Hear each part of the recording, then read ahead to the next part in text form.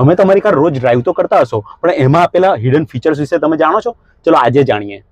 તમે તમારી કારની વિન્ડો આ રીતે ડાઉન અને અપ કરતા હશો, પણ તમારે જોવાનું છે આ સ્વિચ પર.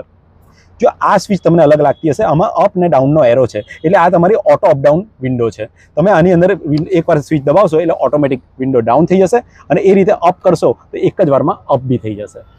આને ઓટો અપડાઉન વિન્ડો ફીચર કહેવામાં આવે છે.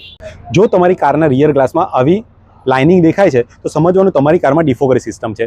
શિયાળા અને ચોમાસામાં રિયર ગ્લાસમાં જ્યારે ફોગ જામી જાય છે ત્યારે આ સિસ્ટમ ચાલુ કરવાથી તમારો ગ્લાસ એકદમ ક્લિયર થઈ જશે.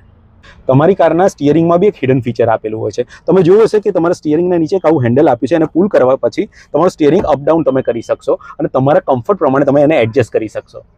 નોર્મલી તમે સનવાઇઝરનો ઉપયોગ આ રીતે આગળથી આવતી સનલાઇટને રોકવા માટે કરો છો, પણ આને તમે સાઈડમાં કરી સાઈડમાંથી આવતી સનલાઇટને બી રોકી શકો છો. તમે જ્યારે હાઈવે પર કાર ચલાવો છો અને લેન ચેન્જ કરવાની હોય છે ત્યારે તમે આ રીતે ઇન્ડિકેટર આપતા હો છો અને પછી મેન્યુઅલી બંધ કરતા હો છો.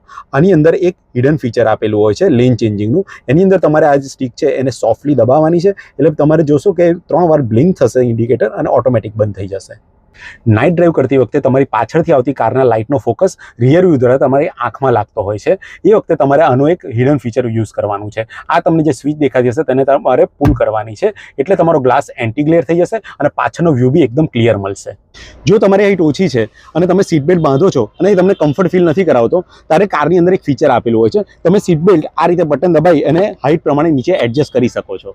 કારની પાછળની સીટનો સીટ બેલ્ટ હંમેશા તમને બેસવામાં નડે છે કાં પછી અવાજ કર્યા કરે છે, ત્યારે તમારે તમારી કારમાં આ રીતની એક ગેપ આપી હોય છે, એની અંદર આ સીટ બેલ્ટ તમારે ફિટ કરી દેવાનો હોય છે, જેથી તમારે અવાજ બી નહીં કરે કે તમને નડશે બી નહીં.